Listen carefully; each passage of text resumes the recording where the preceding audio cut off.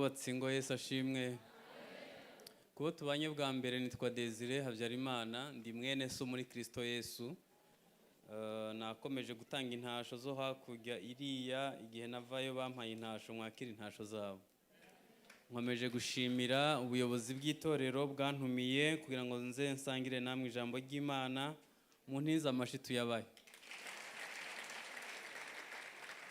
By'umwihariko ndashimira abamama baorganije ibintu bikomeye gutya, bo tubakomere menshi cyane. Hanyuma uyu munsi cyangwa se uyu mugoroba ni umugoroba w'abubatse ingo. Nishimiye guhura n'abubatse bangana batya n'abajene nabo bagiye kubaka, ngo ndi bihuze nibyo ntaramenya neza, ariko ndaza kugerageza kubihuza. Nagira ngo dusome Abefeso ibice 5 umurongo wa 22. Abefeso ibice 5 umurongo wa 22.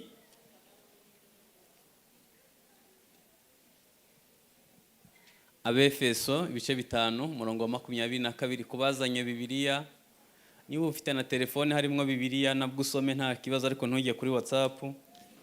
Hanyuma Imana yarabyoroheje, yazanye n'ikoranabuhanga kugira ngo ibyiza bikomeze bitugereho.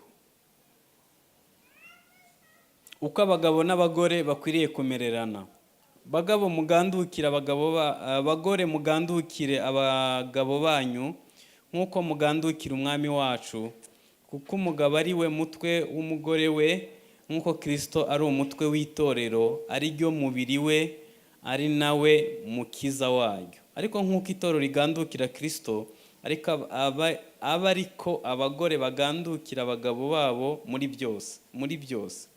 Bagabo mukunde abagore banyu nk'uko Kristo yakunze itorero akagyitangira, ngo ageze amaze kuryogesha amazi n'ijambo rye, agishire rifite ubwiza, ridafite ikizinga cyangwa umunkanyari cyangwa ikintu cyose gisa gityo, ahubwo ngo ribe igera ridafite inenge.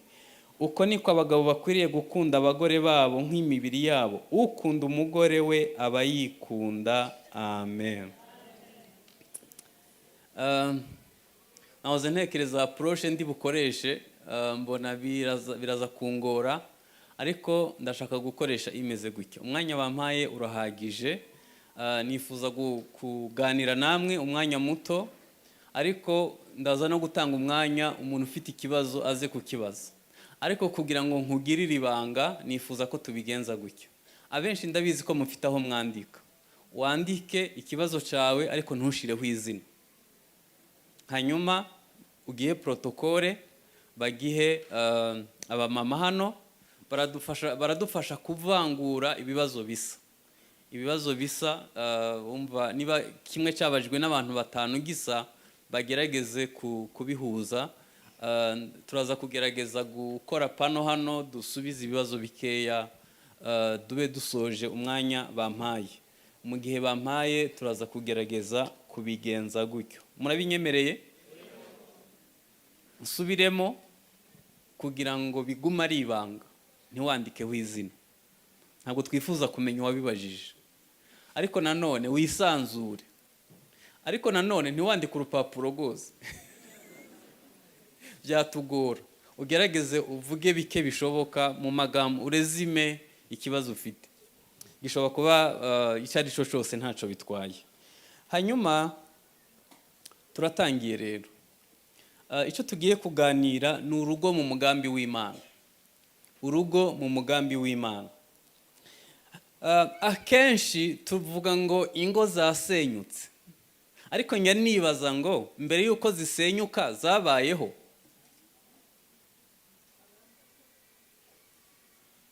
Zaburi 127 umurongo wa mbere haravuga ngo Uwiteka iyo atari we yubaka, abubaka bose baruhira ubusa. Ngewe urugo ndurebera mu rufatiro. Imfatiro ni ebyiri. Fondation ishobora kuba Uwiteka cyangwa ikaba ahandi. abantu bubakiye ahandi hatari kuwiteka, sinakwizeza ko urwo rugo rwakomera. Mase nizubakiye ku Mana ziragorana zihura n'ibibazo zarubakiye ku Mana, nkaswi zatangiriye ahandi hatari ku Mana. Nagira ngo mbibutse ko urugo ni umushinga w'Imana, ni proje y'Imana yatangije ku isi kandi izasozwa n'Imana. Sinzi niba mwabyumva. Ni ahantu ho kwitondera cyane, hari sensible, ni ahantu ho kwitondera. Umuntu yaravuze ngo umuntu kugira ngo atware imodoka ngo abanza kujya muri auto école akabyiga, bakamuha lisanse, no kugira ngo wigishe cyangwa ukora ibindi byose urabyiga, ariko urugo umuntu agwikubitamo gutyo gusa kuko yumva akuze agahita arongora, ubuzima bugakomeza. Ubwo byazakomera bite? Uwiteka atari we yubaka, abubaka baruhira ubusa.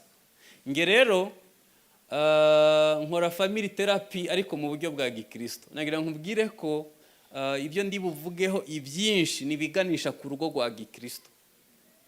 Hanyuma niba nawe warubatse urugo rutari rwa gikristo, ndaza kukubwira ukuntu twabikosora. Muri Kristo Yesu birakosoreka. Haleluya. Birakosoreka bigakunda. Naho ndababwira ko imfatira ari ebyiri: kubakira kuwiteka cyangwa se ahandi.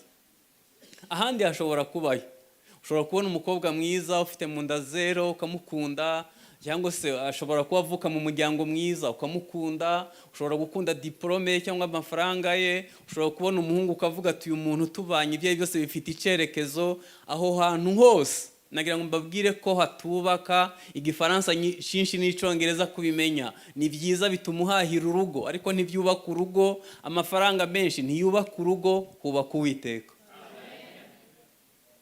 Iyo Uwiteka atari we yubaka, abubaka baruhira ubusa. Hanyuma urugo rwubakiye ku Uwiteka, niho nshaka kugana, rwakirwa mu bice bitatu: umwuka, ubugingo n'umubiri. Turahera ku gice cyitwa umwuka. Urugo rwubakiye, ubwo mboneyeho kubwira abajene bari hano benda kuzubaka urugo uburyo bakwiye guhitamwo abo bazabana. Uzahitemwo ukurikije ibice bitatu: umwuka, ubugingo n'umubiri. Ibyo bice bitatu muzumva mu nyigisho zanjye, nkunda kubigarukaho kuko ihema ryari rigizwe n'ibice bitatu: hanze, ahera n'ahera cyane. Umuntu agizwe n'ibice bitatu: umwuka, ubugingo n'umubiri. Yesu yavuze amagambo atatu: musabe, mushake, mukomange. Tugiye guhera ku gice cyitwa umwuka. Urugo rwakirwa mu mwuka gute? Mwembi mugomba kuba mwarakijijwe, ubizi neza ko umuntu mugiye kubana yakiriye Kristo nk'umwami n'umukiza w'ubuzima bwe. Icya kabiri, mugomba kuba mwumvikana ku byo mwizera ijambo ry'Imana. Uyu mujyi wuzuyemo imyizerere we. Bamwe bizera ubuntu butangaje, ko ibyaha twakoze kera n'ibyo dukora ubu n'ibyo tuzakora ubutaha byose byababariwe. Ushaka wasambana, ukiba, ukica, ntaco bitwaye. Ndabizi ko izi nyigisho zihari hano. Nubana n'umuntu mutizera bimwe, numugerayo bizabacanga. Mugomba kuba mwembi, twahire mu gice cya mbere cyitwa umwuka. Mugomba kuba mwembi mwarakijijwe kandi muhuje ibyo mwizera. Icya gatatu, mu mwuka mugomba kuba muhuje umwuka, mwese mwarakiriye umwuka w'Imana. Ngewe njya kurambagiza umukobwa, ni kimwe mu byo nashingiyeho, ko agomba kuba yaruzuye umwuka wera. Ariko reka nkubaze, umuntu yananiye Imana, we wamushoboza iki? Umuntu umwuka wera yabenze ntiyinjire, mwowe uzamushoboza iki? Kutari Imana ihindura abantu. Hari igihe umukobwa avuga ngo hoya ngo urumva ngo nzamwihanganira ngo mwerere imbuto ngo azahinduka. Uri Yesu yabambiwe abantu wowe. Urugo ntiruhindura umuntu, ahubwo ruhishura umuntu uwo ari we. Nimugerayo uzamenya uwo yari ari we. Nta kintu, mbona fiançailles igizwe n'ikinyoma gusa. Mwese muhura muhumeka gahoro, nta ureba mu maso y'undi, mwiteye agaparufe, muri abana beza, yurakaye ntumarayo. Ariko nimugerayo uzamenya niba ajya amagona, uzamenya imiterere yose izahise ijya ahagaragara. Niyo mpamvu ukwiye kwitonda. Ubundi fiançailles ni observation avec attention, ni ukumenya gusoma hagati y'imirongo. Ingeso umuntu akweretse muri fiançailles nugerayo azayikuba inshuro 10. Niba atinyutse kugusaba ko mujyamana muri fiançailles, uzamenye ko azaguca inyuma uko abitekereje kose. Narakara kamarayo muri fiançailles, uzamenye ko bitangiye gucana umutuku. Ndaza kubigeraho. Mugomba kuba muhuje agakiza, muhuje ibyo mwizera, muhuje umwuka. Icyakane, mugomba kuba uyu muntu mugiye kubana akundisha Imana umutima wose n'ubwenge n'imbaraga. Icyagatanu, agomba kuba yarubatse ubusabane. Hanyuma icyagatandatu, agomba kuba ari umuntu ubizi neza 100% ko ari Imana ibahuje. Ukaba ubizi neza ko ari Imana imuzanye mu buzima bwawe. Iyo ngewe abantu baje kumbwira ko bagiye gutangira projet y'ubukwe, mpita mubaza wahuye na Yesu ryari, ubanye na Yesu gute? Igituma ntaca inyuma madamu wanjye nuko nzi ko naba mpemukiye Yesu. Impamvu ntagwana cyangwa ngo nkore ibindi nuko nzi ko Yesu tubanye neza. Uko ubanye na Yesu niko uzabana n'umugore wawe, niko uzabana n'umugabo wawe. Nunanira Yesu n'uwo mubana uzamunanira. Tujye mu gice cy'ubugingo. Mu bugingo habamwe ibintu 4. Tugeze mu gice cya 2 cy'ubugingo. Habamwe ibintu 4. Habamwe ubwenge, habamwe kamere, amahitamwo n'amarangamutima. Mu gice cyitwa ubugingo ukwiye kureba niba umuntu mugiye kubana ari umuntu uhinduka ku ngeso, ashaka gusa na Kristo Yesu. Mutekereza ko urugo rusenywa n'iki? Ni ingeso abantu banze guhindukaho. Hanyuma ugahita utegeka abagize urugo bose ko bamera nk'uko ushaka, atari nk'uko Bibiliya ivuga. Niba umuntu mubana ubona adashira umwete mu guhinduka ku ngeso no gusa na Yesu, witega ibibazo. Umuntu yashize imbaraga mu kwezwa no guhinduka ntabwo azakugora. Icya kabiri, mu gice cyitwa ubugingo ukwiye kureba niba afite ubwenge bumurikiwe cyangwa butokowe. Uzi ukuntu Yakobo yanditse, aravuga ngo hari abantu ngo bafite ubwenge ngo bw'inyamaswa bantu. Agoreka mbabaza, umugabo utinyuka gutunga konte umugore watariho, ubwo afite ubwenge buri sawa? Hanyuma sapfuye ninde yabibeneficia? N'abana be, n'umugore we, ni byajyana.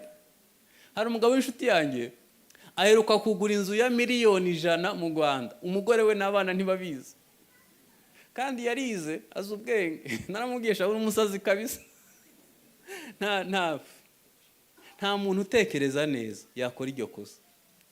Hari abantu bafite ubwenge burimo ubucakura, burimo ubujyajya, burimo ubugome, akaba afite ubwenge buta. Bibiliya Yakobo yaravuze ngo ubwenge buva ku Mana buraboneye, n'ubwineza, bwemera kugirwa inama, buca bugufi. Iyo umuntu adafite ubwenge nka bene ubwo, aba afite ubwenge bufite ikibazo. Murabizi ko ubwenge buva ahantu 4. Hari ubwa karemano, hari ubumenyi twiga mu ishure, hari ubwenge bw'impano n'ubwenge bwo kubaha Imana. Ubwo bwenge bwose bugomba guserva ubwami bw'Imana. Ukundisha Uwiteka n'ubwenge bwawe bwose. Niba umuntu mugiye kubana adafite ubwenge bumurikiwe n'Imana, ukabona ubwenge bwe harimo amacenga, uzitonde. Icya gatatu, mu gice cyitwa ubugingo ni ukureba niba umuntu adafite ibikomere bitakiza. Murabona amatorero yo mu karere k'ibiyaga bigari twagize ikibazo giteye gutyo. Batubwiye gukizwa nkaho tuzapfa ejo. Yaba umuntu yakizwa agahita apfa byari byiza, ariko kuko tudahita dupfa bidusaba kureba uko twitwara mu buzima bwa buri munsi. Murabizi ko amategeko 10 atanareba umuntu n'Imana, atanakurikiyeho areba imibanire y'abantu n'abandi. niyo mpamvu umuntu mubana ukwiye kureba niba adatsikamiwe n'ibikomere. Ndi bubabwire ukuntu nubatse urugo rukangora kubera umutima ukomeretse. Ingo nyinshi zizasenywa n'ibikomere abantu babanye nabo. Abagore benshi barekara amakeya, nta nyitaho, nta keyama, ariko keya umusaba yayihawe nande? We yayihawe nande? Hano hari abagore b'abasirikare barimo, uzi gushaka umugabo w'umusirikare yagwanye imyaka yose intambara yamaze mu Burundi, agahita akomereza Somalia akaraswa na Al-Shabaab, na rya zuba rya Somalia ryose rikamwakira ku mutwe, hanyuma agahita ashaka umugore w'umusivili kaze ngo ushaka keya. Yewe yo nukurota ukanuye. Ibyo ushaka ngo aguhe yabihawe nande? Yagiye mu gisirikare ari muto, ahantu babaho ku itegeko, ahantu utemeye kwitekerereza, utekerezwa n'abandi, ugomba kubaho nyine ubuzima bumeze gutyo, none ngo urashaka keya. Reka mvuge gato ku bikomere. Umuntu atanga ico yahawe. Ntiwafata umwana wawe mu kuboko ngo umutembereze mu muhanda papa atarabigukoreye. Niba utarakonsomye urukundo rwa mama uri umuhungu, bizakugora kubaka urugo rwiza. Reka mvuge gato ku bikomere. Igikomere cya mbere cinjira uko inda yawe yasamwe. Umukobwa bafashe ku ngufu bakamutera inda, uwo mwana ntazigera amera nk'uwavukiye mu rukundo. Muri counseling iyo dufasha abantu, hari ubwo ubona umuntu ahora acecetse, wazakurikirana guceceka kwe ko twe dushaka umuzi, ukazasanga inda ye bashaka kuyikuramo kandi ari mu nda yarabyumvaga. Ukabona guceceka kwe ntibiri normal, ahubwo hari ahantu bikomoka. Inda yawe, nagira ngo nkubaza, inda yawe bayisamye bishimye cyangwa uwo munsi hari amakimbirane? Abagabo bakunda sex ku buryo mushobora gushwana ariko uwo munsi agatera inda. Umuntu inda ye yasamiwe mu makimbirane, uwo mwana ntazamera nk'uwavukiye mu rukundo. Si ibyo gusa, hari akantu mperuka kuvumbura muri siyanse karanejeje. Uzi ko niyo uteye inda ushonje, umwana avutse avukana inzara. Ibi mbabwira ni siyanse ibivuga.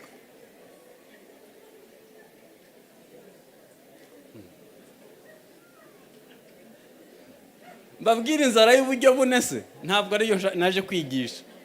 Wari uzi ko iyo ufite depression, agahinda gakabije, ugatera inda, umwana avutse azavukana agahinda. Ibyo mbabwiye ni siyanse ibivuga. Inda yawe isamwa byari bimeze bite? Wari uzi ko imyitwarire y'uyu munsi ifitanye isano n'uwo munsi? Igikomere cya kabiri ni amezi 9 uri mu nda. Mwari muzi ko umwana iyo ari mu nda yumva kuruta iyo ari hanze?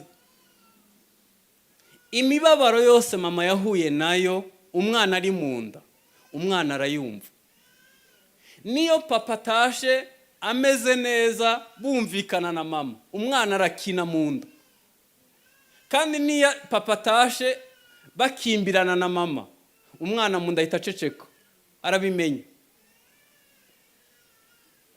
Igikomere cya gatatu kiba ku munsi umwe umwana yavutse kugera ku myaka 3. Iki gihe umwana yakira ibintu bishasha 70%.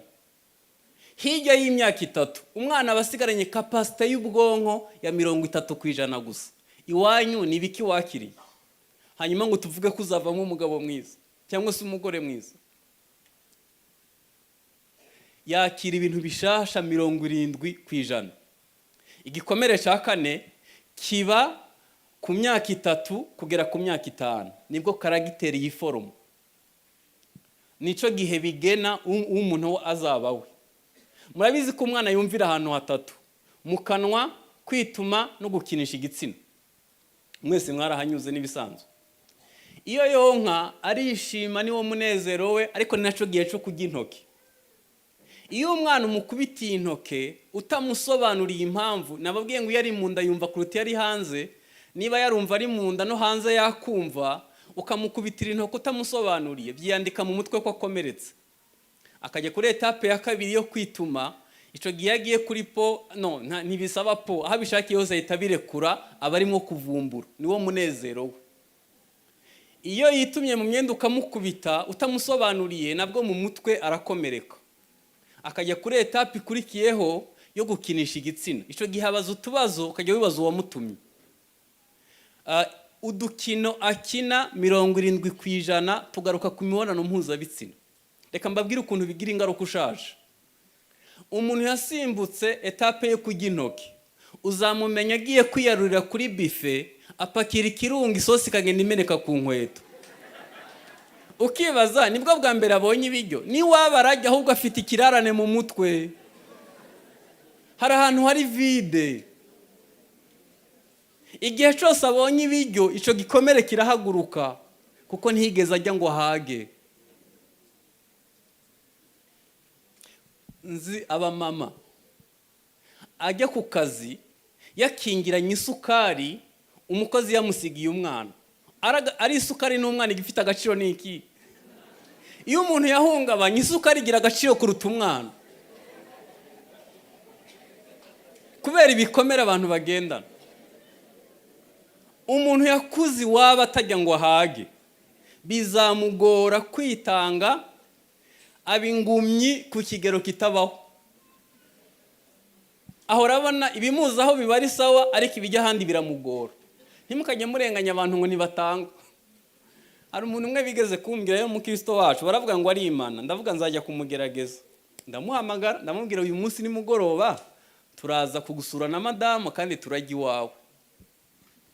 Hanyuma tuhagera kare 12:00, turaganira, turasenga, turaririmba, tuvuga ijambo ry'Imana. Batetse twumva, baratwiyorera, bashira hasi, bakajya bongeramo amazi, natwe twanga gutaha. Bigeze 5:00 ujye mbwira madamu nti senga tugende, uko bamuvuze niko ari. Siwe atsikamiwe n'ibikomere. Umuntu yasimbutse etape yo kuri po yo kwituma, yagiye mu bwiherero, ugira ngo yagiye gukora proje ibyara amafaranga, ntagaruka. Umunezero we naho hantu, biramunezereza ku kigero kitabaho, kuko yarahungabanye.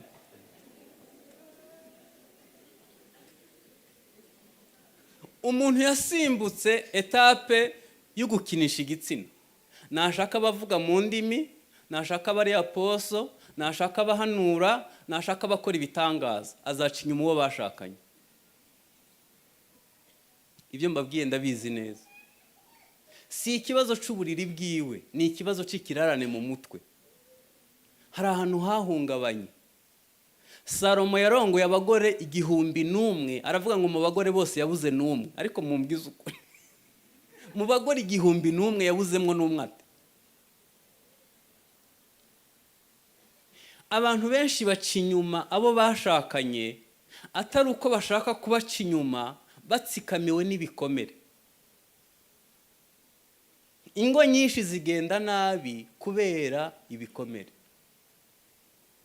Umwuka w'ubusambanyi umeze nabi mu bitwa abakristo kubera gutsikamirwa n'ibikomere. Niba utaragize urukundo rwa mama uri umuhungu, ngo ube inshuti na mama wawe, uzagerageza gukundana n'abakobwa cyangwa abamama utagamije ikintu kibi, ushaka kuwasimbura mama mu buzima bwawe. Niba utaragize urukundo rwa papa uri umukobwa, ngo ube inshuti na papa bihagije, uzajya ukundana n'abahungu utagamije ikintu kibi, ushaka kuwasimbura papa mu buzima bwawe. Iyo vide nta muntu yapfa kuyuzuza, ni Yesu wenyine yahuzuza. Hakugira ngo twinjize Yesu agere ku ndiba z'imitima yacu. Nyenya mbona abadamu bavuga ngo ngewe, ngo abantu twumvikana n'abahungu gusa n'abagabo, ngo abagore bagenzi banye ngo vraiment ngo ntaco twavugana. Ukibaza nyene afite kirarana ahantu nuko atabizi, kandi nagwa kuri babi bazamukorera bibi. Igikomere cya mbere ni umunsi usamwa, icya kabiri n'amezi 9 uri mu nda, icya gatatu ni umwaka umwe kugera ku munsi umwe kugera ku myaka 3, igikurikiyeho ni imyaka 3 kugera ku myaka 5, hanyuma ikindi gikomere rero ni muri adolescence. Adolescence yitangiye bya bindi byose wakeneraga muri enfance birongera bikagaruka. Abantu benshi muri mwe mwageze igihe cyo gukunda kujya muba muri interna aho bajya ntibahage. Mu ndebere umuntu yagize inzara mu gusamwa kwe, mama we amutwite ntiyariye ngo ahage, sinzara ya kabiri. Cagihe umwana akenera imfashabere nabwo ntiyariye ngo ahage, sinzara ya gatatu. Hanyuma adolescence itangiye ari muri interna, sinzara ya 4. Uwo muntu nibamuha kuyobora commune azajya mituwele z'abanyagihugu. Ni wibesha ukamugira manager muri company yawe azagusubiza ku isuka. Ni bande birirwa bahombye amatungo ya leta cyangwa se bakiba iby'abandi? N'abantu batsikamiwe n'ahantu hatakiza. N'abantu badashobora kuba bizegwa kubera umutima ukomeretse. Muri adolescence n'ahantu hakomeye. Mbibutse ikindi kintu cyo mu gihe cya adolescence ni igihe cyo kwigomeka. Kuva ku munsi umwe kugera ku myaka 10 ni igihe abastare wigiraho ni papa na mama.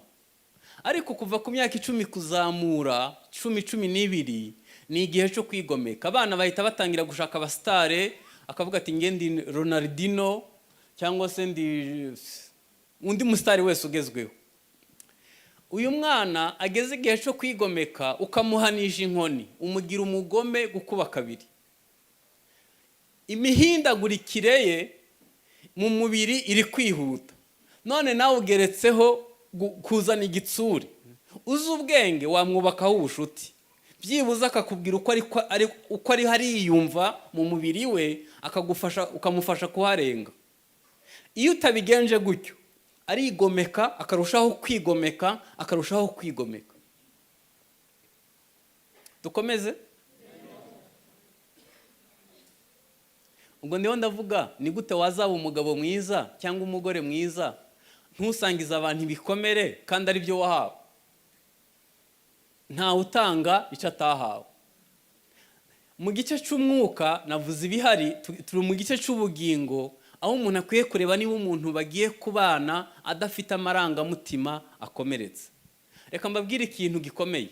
Umuntu ashobora kuba akijijwe neza ari umwana w'Imana, ariko umutima we utsikamiwe n'ibikomere ku kigero atakuba ku rugo ngo byemere. Numuhitamwo rero uzamenye ko ingaruka z'ibyo bikomere zizaguhenda, bizakugora, kuko nanone nturi Imana ikiza ibikomere. Niyo mpamvu nababwiye ko fiançailles no observation avec attention. Ukwiye kwitonda ukamenya gusoma hagati y'imirongo. Abantu benshi barakomeretse. Reka mbabwize ukuri. Niba warigeze gufatwa ku ngufu, ndabizi kuzarinda uw'umukecuru. Iki kintu kitaragushira mu mutwe. Igihe cyose ubonye umugabo, nanjye ndiho ndakwigisha nambaye ipantaro, ndabizi ko ndikigeragezo kuri wowe. Umuntu wese yambaye ipantaro uhita wibuka isura. Kubera iki? Hari ibintu bidakwigwa mu mutwe w'umuntu. Sinabivuga byose, ariko kimwe muri byo ni ugufatwa ku ngufu. Bikereya umwijima mu mutwe w'umuntu, aho umuntu atakaza ubumuntu bwose akaba ikindi kintu. Icyo gikomere cyakizwa nande? Kiretse ugize amahirwe ugashaka umugabo ugukunda gusa, akagukunda akakwibagiza igikomere, ariko ntiyapfa kuhagera Yesu adafite icyo yakoze mu buzima bwawe. Ejo narababwiye ngo abarundi kazi n'abarundi bafite ukuntu bazi kubibika bakabihisha, ariko ibintu byose wahishemo ukabibika bizagaruka ari diabete, bizagaruka ari kanseri, bizagaruka ari umutwe udakira, bizadevelopa umujinya, ujya urakara ibintu bidasobanutse, abantu bose ubabwire nabi, ntacyo mwapfuye. Abantu benshi batsikamiwe n'umutima ukomeretse. Noneho rero uzi gushaka umugabo w'umunyafrika wo munsi y'ubutayu bwa Sahara, uzi ko umugabo w'umunyafurika umushira amazi muri dushe ukamutegurira impuzu yambara n'ifunguro rya mu gitondo ntakubwire ngo urakoze, ugahita umbwira shere wambaye neza akavuga ngo namaze, akabivuga yiruka. Ejo nababwiye ukuntu abagabo bikunda, aho isaha nziza ari y'umugabo, urukweto rwiza ari umugabo, telefone nziza ni y'umugabo, imodoka nziza ni y'umugabo, abana iyo babaye beza n'abase, iyo babaye ibigogi n'abanyina. Umugabo w'umunyafurika ni umugabo asohoka mu rugo ahasize 5,000 wagasohokana 50, akaza yayamaze utemerewe kumubaza ico yakojeje, kandi agataha baza raporo y'5,000, agashaka ko havamwe inyama n'icayi c'amata na salade n'ibishimbo, ibintu byose bitavamwe induru ikavuga. Uzi gushaka umugabo w'umunyafurika atwenga ari uko yibagiwe.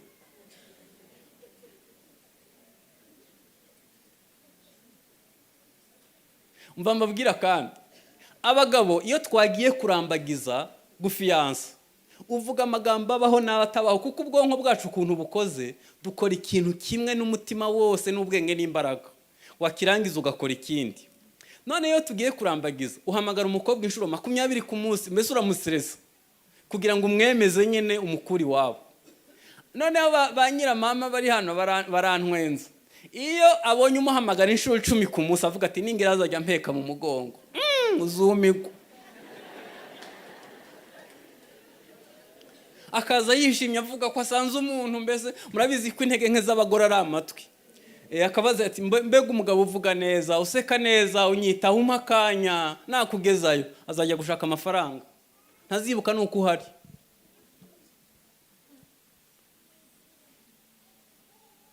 Uzi gushaka umugore azasimbura mama wawe wabuze, ukabuzi ko azasimbura abashiki bawe, ugahita ushaka umugore w'umunyamahane uvugira muri saro no mu gikoni no muri koridoro no mu cumba n'inyuma y'akabati, ubera hose icarimwe kubera amahane menshi. Hari abagore badevelopye umujinya, avuga ugasinzira, ukicura kivuga, ukongera ugasinzira. Abagore hari ukuntu bazi kubika ibintu bitagenze neza, akabibika ariko byasohoka ikaba bombe ituritse.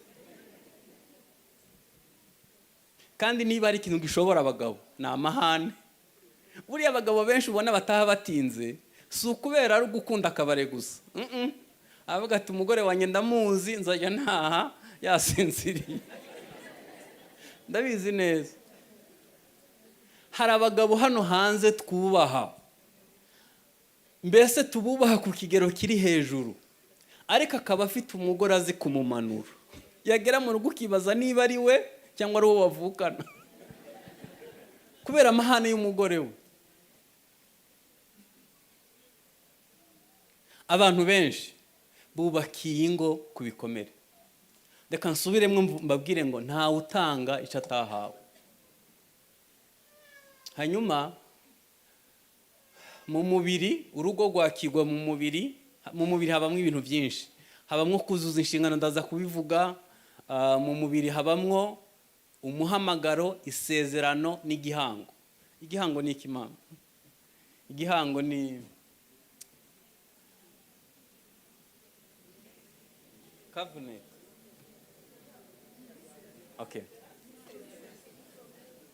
Ni isezerano, umuhamagaro n'igihango. Isezerano murigirana muri babiri, mwaba muhagaze ku ibarabara, mwaba muri ku rusengero, waba wamusuye, isezerano murigirana muri, ukavuga ngo yego ndemeye nzaba umugore wawe, yego ndemeye ndashaka kuba umugabo wawe. Isezerano ribaha hagati y'abantu babiri, Imana ikaba umuhamya wanyu muri babiri. Hanyuma umuhamagaro ni ugukura iwanyu ugatera amahema ukabasezera, ukavuga ngo mwagize neza kundera, sanze uwo nkunda, ugahamagagwa nk'uko Aburahamu yahamagawe. Hanyuma igihango gihamishwa kuryamana, urugo ruba konsome binyuze mu kuryamana. Hanyuma mu mubiri nibwo haba mwabana, nibwo haba kuzuza inshingano, niho haba mwiyerekwa, niho haba mwicerekezo urugo gwerekezamo, haba ibintu byinshi ntabona umwanya wo kuvuga. niho ndabwira ko urugo rwakigwa mu bice bitatu. Hanyuma iyo umuntu ageze mu rugo agomba kuba yiteguye kuzuza inshingano, kuzuza icyo ahamagarirwa, inshingano ze. Ndashaka kubabwira inshingano 5 ku bagabo. Iya mbere, umugabo agomba gutanga byose, gutanga byose. Akabazo k'amatsiko rero, ni gute umuntu atanga byose adafite byose? Abantu benshi iyo barongora aba yumva akuze ashaka gukora imibonano mpuzabitsina ihoraho. Yego ni byiza, ariko nugera mu rugo bazagusaba y'umutekano, hano abantu batayasaba n'ay'ibishingwe, bazakubaza y'isuku, bakubaza y'amakara, bazakubaza ibintu nk'icumi uhita uvangirwa. Iyo utiteguye gutanga byose, iyo utiteguye gutanga byose bizakugora. Ibi ndiho ndababwira, umwana akwiye gutegurwa agakwiza imyaka 2 umaze kumenya niba azavamo umugore muzima cyangwa umugabo muzima. Nkunda kujya muri Isirayeli, hanyuma nagize umugisha wo kuba mu muco wabo, mu kubana nabo mu ngo zabo. Hari ikintu kimwe nabigiyeho cyiza. Abayahudi ibimvuga barabizi, bazi gutegura umwana kuva ari mu nda. Umuyahudikazi iyo yasamye inda, umugabo afite umukoro wo gusoma ibitabo 5 bya Mose kandi aranguruye. Agafata kunda y'umudamu we akabwira umwana ari mu nda ngo uzaba umutwe ntuzaba umurizo, uje kuba igisubizo ntuzaba ikibazo, amahanga azakuguzaho ntuzajyayo, bazagutera bazananye inzira imwe bahunge baciye mu nzira 7. Bizera ko umwana ari mu nda yumva. Hanyuma iyo yavutse bamuzana mu rusengero mu isinagogi ku munsi wa 8, bakamumurikira Imana, bakamusubiza mu rugo, bagakomeza kumusomera ibitabo 5 bya Mose kandi bavuga cyane. Hanyuma yakwije imyaka 2 bamukura iwabo bakamutwara mu ngando za Kiyuda mu bakibuti, bakamwigisha kugira umutima wagutse, gutekerereza igihugu cyose, atabaho yizirikana wenyine. Kubera iki? Barabizi ko karagiteri yiforoma ico gihe kuva ku myaka 3 kugera kuri 5. Haba hari abasaza b'abasava bashinzwe kwanariza impano z'umwana, bakavuga ngo uyu mwana ukuntu akina atobutwondo azaba umusirikare by'umwuga, azaba umuhinzi cyangwa se azigikoranabuhanga. Bakujyana mu ishure bakurikije ingabire bakubonanye. Muzi umusaruro wabo, nabambere mu gisirikare, nabambere mu butasi, nabambere mu buhinzi, nabambere mu ikoranabuhanga. Na Amerika ivyigeraho 60% bikorwa n'Abayahudi. Hajya mwebwe ninde yabibakoreye? N'ubundi mwari mukomeye ukurikije aho uvuka, wari ukomeye kabisa, waragerageje urebye ibintu byose wigwanyeho, ubona biciyemwo, nta wabikwigishije, nta mente ugira, nta muntu ugufasha byibuze ngo na pare nawe muherukana wa munsi w'amafoto, waragerageje. Umugabo akwiye kuba yarateguwe gutanga byose. Hanyuma icya kabiri, ntabwo ari ugutanga byose gusa, agomba kuba yiteguye kuba papa. Nari mvuze ngo kuba papa. Umwana yakigwa mu bice 3, umwuka, ubugingo n'umubiri. Ntabwo nabigarukaho, sinabona umwanya, ntabwo turiho turiga uburere bw'umwana. Umunsi umwe narindi Nazareti, hanyuma abo turi kumwe umva nyuye kubera ngiye inshuro nyinshi cyane, ntabwo mfite amatsiko menshi. Abo turi kumwe twageze Nazareti saa 11 bwije, hanyuma nicara ahantu nani umugongo uri kunjya. Abo turi kumwe bajya gusura aho Yesu na Mariya nyene babaye na Yosefu. Nicara kwibuye ahantu nk'inyuma gutya, ahantu Yosefu yabariza, numva mpwemuyera njeho arambwira ngo mu bagabo bose bo kwisi Imana yasanze umugabo wo kwizegwa, yabitse umwana wayo, akamurinda neza mu mwuka, mu bugingo no mu mubiri, akamuha ibikwiriye kugira ngo azakore ico yaremewe, ari Yosefu. umwuka ahita arambaza ngo Imana ije mu Rwanda gushaka umugabo umwe wo kwizerwa yabitse umwana wayo yasanga ari wowe. Umunaniro wahise ushira, ndarira ndapfa. Sanga n'abahungu banjye babiri sindi umwizerwa kuri bo, hari igihe bambura. Nukuri hari igihe bambura. Mba pasiteri, nabaye pasiteri kuruta kuba papa. Nabaye pasiteri umwana wanjye wa mbere afite imyaka 2, hanyuma uwa kabiri afite amezi makeya. Umwana wanjye wa kabiri atangiye kwiga kwandika yaranyandikiye. Aravuga ngo papa, ngo ndagukunda, ngo ariko mfitanye nawe ikibazo. Ngo igihe cyose nje kugushaka ngusanga kuri machine. Ngo wazampakanya tukaganira nk'abantu b'abagabo. Ako kandiko karanyishe, narakabitsa ahantu mu buryo bwizewe, karambabaje. Naribajije ubwo umwana avuga gutya mama we avuga ngo iki. Kandi koko nari narashinze igitangazamakuru ntafite amafaranga yo kwishura abanyamakuru, nkabikora ngenyene. Nkaba chief editor, nkaba umunyamakuru, nkakora ibintu byose. Nyoboye urusengero ahantu ngenda ibirometero 16 buri munsi. Ndi kwiga ishure rya Bibiliya, ngomba kujira n'urugo. Ibyo bintu byose ngomba kubyuzuza, abana barambura. Kimwe dufite mu Rwanda nashizeho ihuriro ry'abana b'abapasteri. Abana b'abapasteri benshi barahungabanye kubera kubura aba papa babo. Abakristo barabatwaye, base abana barababura. Simvuga hano ni mu Rwanda, mwebwe hano nta kibazo mufite. Hari igihe usanga uri pasiteri kuruta kuba papa. Ugaserva abandi bose havuyemo umuryango wawe. Kandi kibabaje, iyo wagwaye abana bawe niba musigarana. Umunsi umwe nari ndi hanze, hanyuma uwo munsi nari mfite anniversaire. Ngera ku kibuga saa 9 y'ijoro, ntabwo niwe abana baza ku kibuga. Hanyuma umwana wa kabiri turakundana cyane, aragenda asaba amafaranga mama we, ashaka ururabyo, ararubika. Mu gitondo saa 12 arakomanga ararunzanira. Arabizi ko nzikunda.